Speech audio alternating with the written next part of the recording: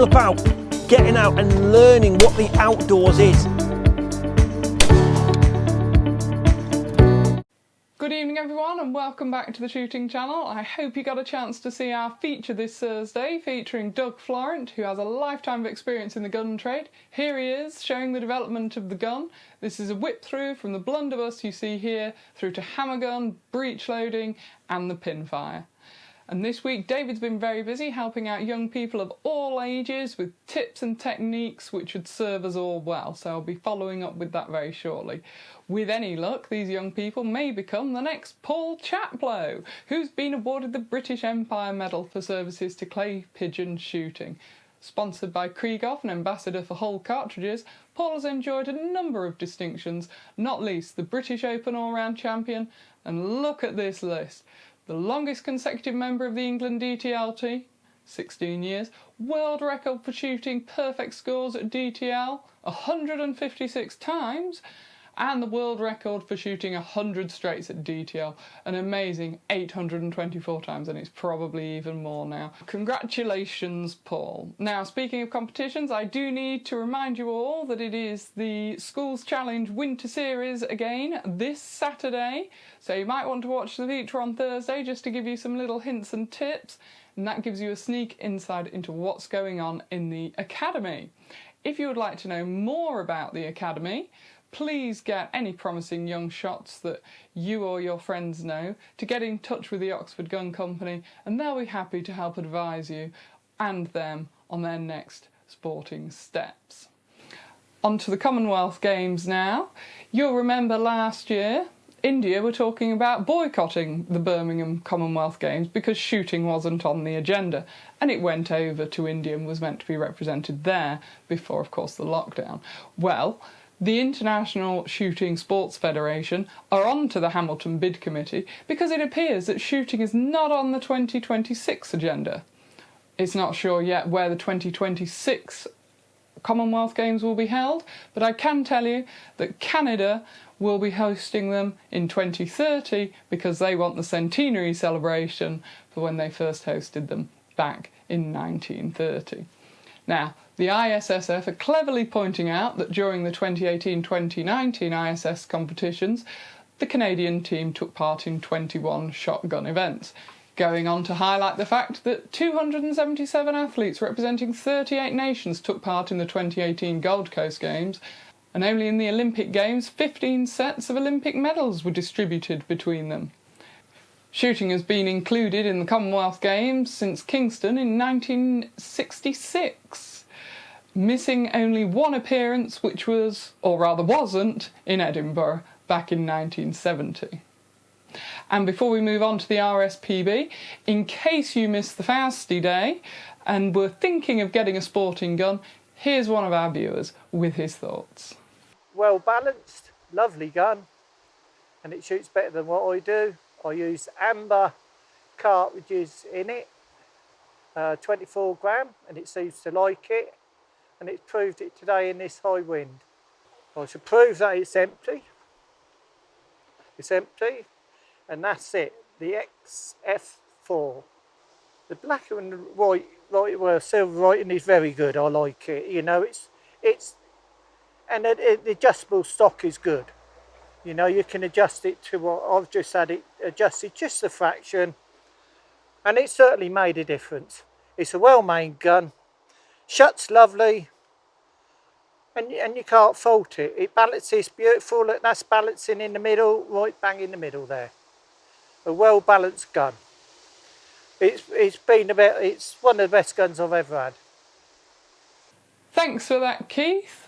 Now, in the papers this week is the RSPB's latest game bird shooting review.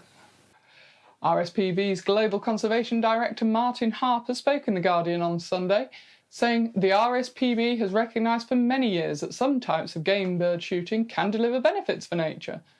And later on in the article goes on to say if effective reform isn't achieved within 5 years, our trustees are clear that we will pursue a ban.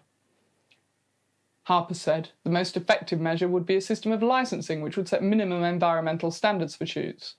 Of course, we have that already. The most recent I reported just 2 weeks ago. The GWCT's management points, they've released and I quote, framework that works alongside the aims of the government's 25-year environment plan, including the creation, management and restoration of habitat specifically for wildlife. Ian Bell, the chief executive of BASC, has quite rightly hit back, saying that the RSPB risks driving a divide between the charity and rural Britain. Speaking on behalf of its members, it says, no one in shooting wants to see environmentally damaging practices, and the RSPB needs to acknowledge that, rather than damaging its relationship with a key conservation community. The Game and Wildlife Conservation Trust Principles, which I know we've looked at in detail, but I'd just like us to compare just principle number 1. Let's see what the RSPB's first principle is. Here we go, look. Game bird shooting must be regulated with effective enforcement measures put in place by statutory authorities to ensure that shooting operates within the law, and those not complying within the law must lose their permission to shoot. Okay, and ours, which has been supported by all these names that you see here. Here's our first principle.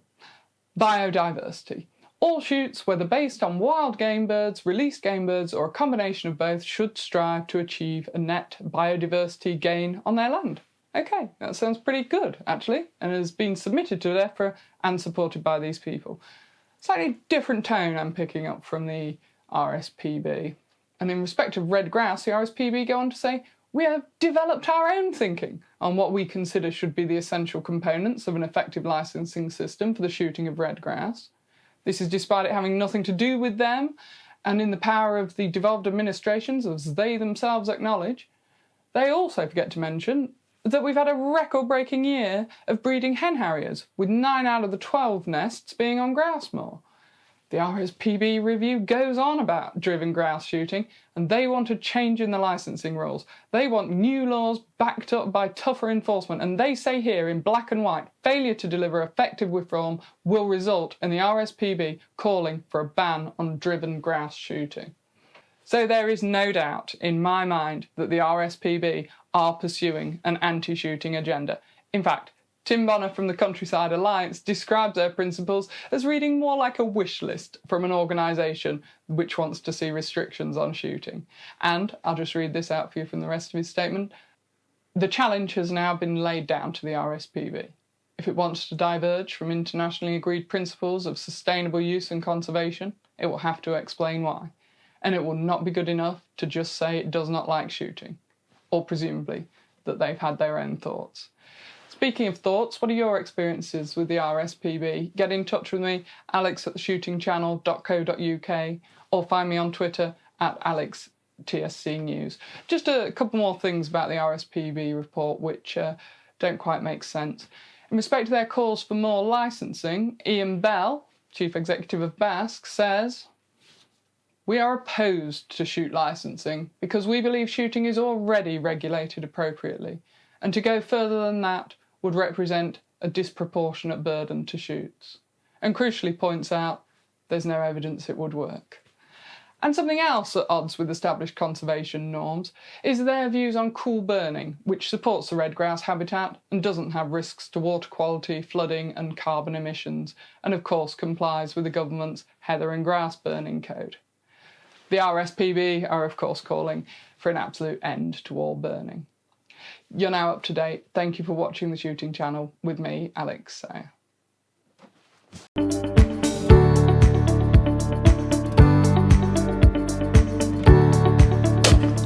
Please share to your friends and have a look at what other films we've done. And it's all there to try and encourage you to get into shooting this great sport.